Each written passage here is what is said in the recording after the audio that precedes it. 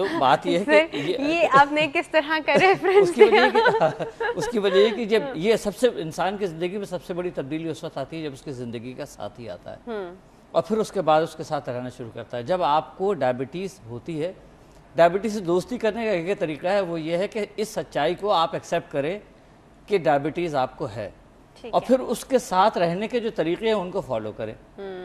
Diabetes से दुश्मनी करेंगे आप तो शुगर खाएंगे, बदपरहेज़ी करेंगे, ज़ाहिर फिर आपकी जंग होगी और शिकस्त अल्टीमेटली मरीज़ की होगी। लेकिन अगर आप दोस्ती करते हैं डायबिटीज़ के साथ और ये समझने की कोशिश करते हैं कि उसकी नीड्स क्या है, रिक्वायरमेंट क्या है, वो किस तरह आपके साथ दोस्त बन के रह सकती है, तो उसके सिर्फ यही चंद जवाबात हैं। एक तो ये, डायबिटीज़ डायग्नोस होने के बाद पहली दोस्ती आप अपने फिजिशियन से करें। दूसरी दोस्ती आप अपनी डाइट से करें, एक्सरसाइज से करें, वॉक करें और लाइफस्टाइल को बेहतर करें, चेंज करें। अगर डायबिटीज़ हो गई तो समझ लें कि अब इन 3 चीज़ों को आपको अपनी ज़िंदगी का हिस्सा बनाना है। और चौथी बात यह है कि एक मीटर ले लीजिए, उससे आप अपनी शुगर को वो मेंटेन करते मैनेज करते रहें। और अगर आप इस फार्मूले को करें, देखिए वसीम अकरम कोई आसमान से आए हुए कोई शख्सियत नहीं है, वो भी हमारे जैसे इंसान है।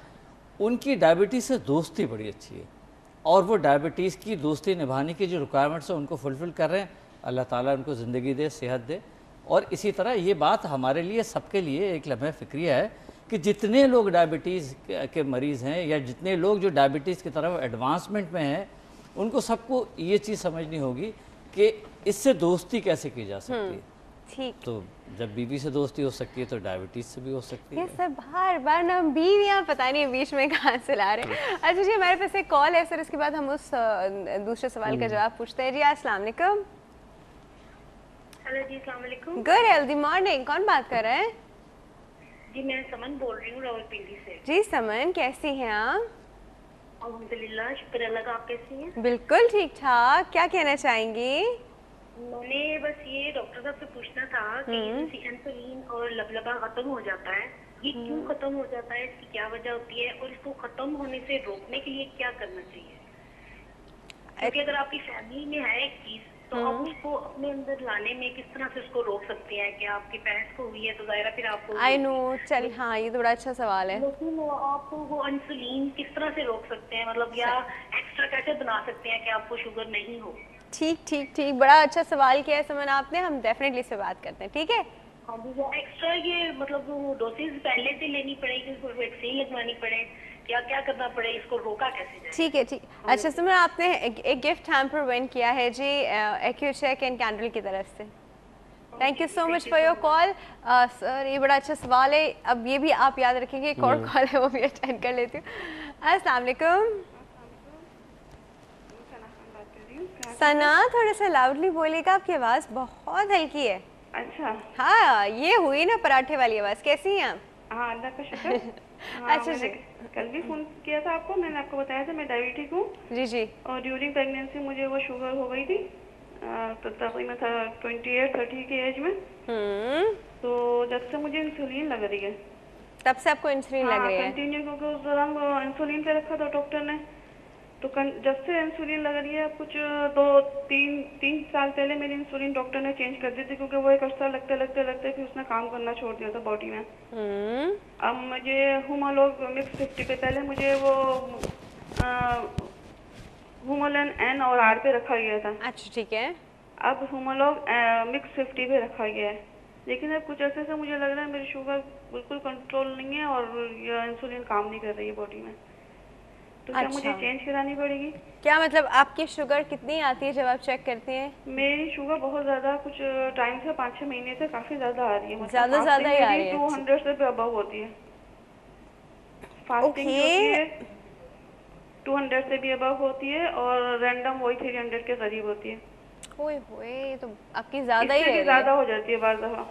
अच्छा, जबकि मैं वो मतलब कंटिन्यू काम वाम करती हूँ, घर के काम भी करती हूँ और कुछ बाहर भी करती हूँ। आपकी इंसुलिन की डोज, आप अपनी इंसुलिन की डोज जो है वो एडजस्ट करती है? जी हाँ। अच्छा, फिर भी चलिए ठीक है जी, हम मैं ये सवाल करूँगी डॉक्टर साहिबान से, मेरा सलाम दोनों को। जी जी। हाँ, तो मेरा सवाल ये है कि ये डायबिटिक एक ऐसा आम मर्ज हो गया है, जबकि हमारे यहाँ अल्लाह ताला का फरमाना है कि मौत के अलावा हर बीमारी का इलाज है। हाँ जी। तो अब तक इतने डॉक्टर, साइंसदान और इतना होते हुए ये मर्ज इतना आम होता जा रहा है, इसका कोई मुकम्मल इलाज क्यों नहीं हुआ अभी तक दरियाफ्त? अच्छा, ठीक तो है जी। जैसे ये जड़ से खत्म हो जाए ना, जैसे और बीमारियां, कैंसर तक का बाज़ जगह ऐसा इलाज है कि वो जड़ से खत्म हो जाता है। ठीक है सना, हम आपको इस बारे में भी बताते हैं, ठीक है। और आपने जी एक गिफ्ट हैम्पर विन किया है एक्यूचेक एंड कैंडल की तरफ से। Thank you so much for your call. Sir सवाल अच्छा, का ढेर लग पहले गया। वाले का सवाल ये था कि जो 50, 55, 60 की 150 उम्र में होते हैं तो हमारी शुगर जो है बढ़ती जाए।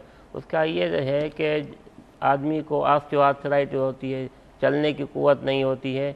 इंसुलिन और शुगर के टेबलेट वगैरह तो वही चीज़ है, मगर क्योंकि वो चलते नहीं है, लाइफ स्टाइल में चेंज आ जाती है, तो इसीलिए उनकी शुगर लेवल ज़्यादा हो जाती है। तो अब उसमें यह है कि अगर वो चल नहीं सकता है, जॉइंट का मसला है, तो आदमी बैठे भी इस तरह एक्सरसाइज कर सकता है ना। 10 मिनट खाने से पहले 10-15 मिनट इस तरह करता रहे, तो ये भी इसमें भी शुगर उसकी कम होगी, अगर चल नहीं सकता है तो। अच्छा, हाँ, तो वो एक्सरसाइज को बढ़ाएं। अगर चल नहीं सकता है तो हाथों की तरह एक्सरसाइज करें। अगर दूसरा प्रॉब्लम 55 के बाद जो है ना, अक्सर लोग जो है ना जो काम कम करते हैं, चलना फिरना कम कर देते हैं, तो इसीलिए उनकी शुगर कंट्रोल नहीं होती है, फिर रिक्वायरमेंट बढ़ती जाएगी, इंसुलिन बढ़ाएगा अपना। और दूसरा सवाल ये है कि 150 शुगर फास्टिंग और 200 रेंडम कितना भी करें तो इसका क्या असर है, जो एक पेशेंट ने सवाल किया था।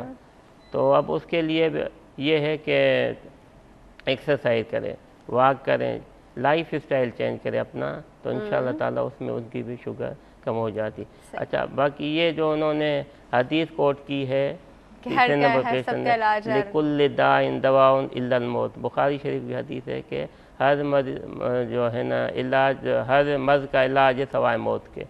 तो अब ये इलाज तो है ना उनका, इंसुलिन खोजना हुई है, इंसुलिन लगा, इलाज तो है। अब ये जो बीमारी तो इंसान के पीछे है। अगर डायबिटीज़ हो जाती है मतलब प्रेगनेंसी के दौरान, तो वो भी बेसिकली लबलबे में जो है ना असरअंदाज होता है। तो फिर कभी कभी तो जैसे ही प्रेगनेंसी ख़त्म हो गई तो डायबिटीज़ भी ख़त्म हो जाती है, कभी जो है ना कंटिन्यू हो जाती है। तो अब इलाज तो है उनका, तो अब इनकी जो है इंसुलिन एडजस्ट करना पड़ेगा, इनको डोज जो है ना ज़्यादा बढ़ाना पड़ेगा इंसुलिन का। बाकी जो दूसरी चीज़ हम उसमें ऐड नहीं कर सकते हैं।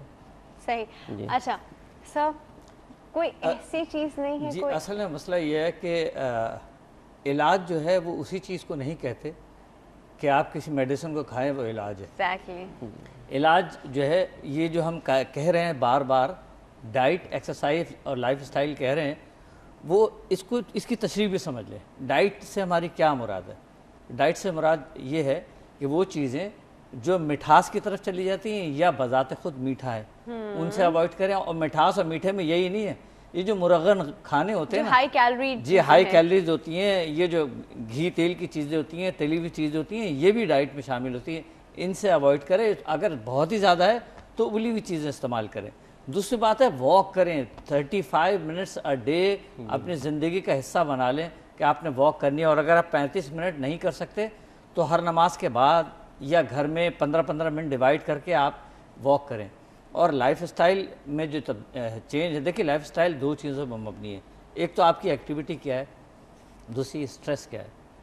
पहले ये होता था कि जी जो टाई लगाए वाले प्रोफेशनल होते हैं और ये जो बैंकर्स होते हैं या मतलब प्रोफेशनल, इनको जो है टेंशन ज़्यादा होती है। आजकल वो बात नहीं है, आजकल टेंशन जो है वो घरों में मौजूद है, क्योंकि हमारे मुल्क का पूरे या हमारे शहरों का जो हिसाब है वो बड़ा टेंशन पे मबनी है। देखिए याद रखिए, टेंशन हमेशा अमल से नहीं होती, रद्द अमल से होती है।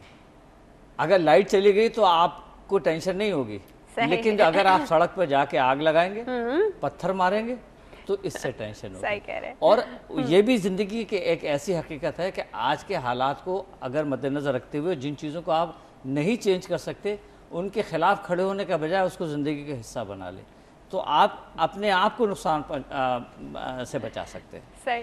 अच्छा जब हमारा इस सेगमेंट का टाइम जो है ना वो बिल्कुल ख़त्म हो चुका है, तो कोई लास्ट मैसेज आप दोनों कुछ देना चाहेंगे?